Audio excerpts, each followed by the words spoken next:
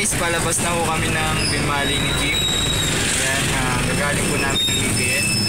So, thanks to Kim, marunong na ako mag-drive sa highway kahit konti.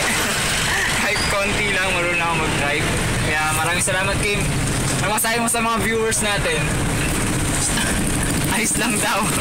So yun, medyo stress kami ngayon kasi nagkamali din kami umuwi.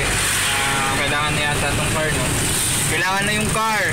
So next time ulit, mag-practice ulit kami in case na may pagkakataon pa. So yun, pero ang dami ko nagtulong ngayong araw. Ano yung mga pinag-aralan natin ngayon? Timing. Lining.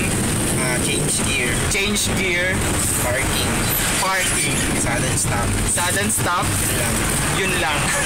So yun lang ang pag-aaral namin ngayon guys. So maraming salamat sa kay Kim, especially kay Kim dahil tinuruan niya ako mag-drive. So alam ko na mag-drive at nakapag-drive na rin ako sa highway for how many minutes?